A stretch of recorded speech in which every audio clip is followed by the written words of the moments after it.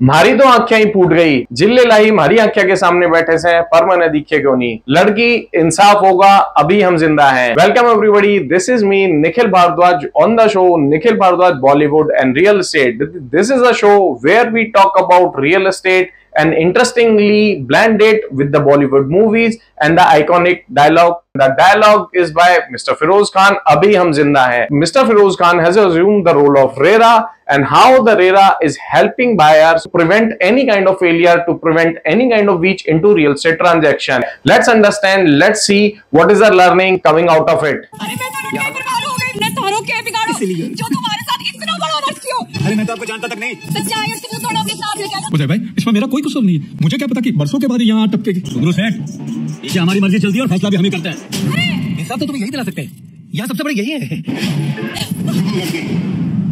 इंसाफ होगा, इंसाफ यही कहता है। इस लड़की का पलड़ा 2016 में भारत सरकार द्वारा लाया गया ये एक्ट रियल एस्टेट बायर्स को बहुत ज्यादा रिलीफ देता है, जहां पर चैप्टर 1 में इस एक्ट की परिभाषाएं दी गई हैं। चैप्टर नंबर 2 सेक्शन नंबर 3 से सेक्शन नंबर 10 तक प्रोजेक्ट की रजिस्ट्रेशन के मायने दिए गए हैं। बताया गया है कि क्यों एक प्रोजेक्ट को रजिस्ट्रेशन करना अनिवार्य है। बताया गया है कि कैसे रियल एस्टेट एजेंट भी इस परिभाषा के दायरे में आते हैं और कैसे आपके रियल एस्टेट कंसल्टेंट को भी रजिस्टर्ड होना जरूरी है। Chapter number 3 of this particular act talks about functions and duties of the promoter, जिसको आप डेवलपर भी कहते हैं, जिसको आप बिल्डर भी कहते हैं, वो उसकी क्या जिम्मेदारियां हैं अपने प्रोजेक्ट को लेके। सेक्शन नंबर 11 से लेकर सेक्शन नंबर 18 तक उनको परिभाषित किया गया है। Chapter number 4 rights and duties of the allottee. इस पर्टिकुलर एक्ट में चैप्टर नंबर 4 में सेक्शन नंबर 19 में right and duties of the allottee के बारे में जिक्र किया गया है। आपने एक प्रोजेक्ट में अगर इन्वेस्ट किया, आपको कोई प्रॉपर्टी अलॉट हुई है, आप एक बायर हैं। सेक्शन नंबर 19 में आपके राइट्स और आपकी ड्यूटीज और आपकी ऑब्लिगेशंस के बारे में बताया गया है। चैप्टर नंबर 5 इस पर्टिकुलर एक्ट में रेरा को पूरी तरह से डिफाइन किया गया है। बताया गया है कि कैसे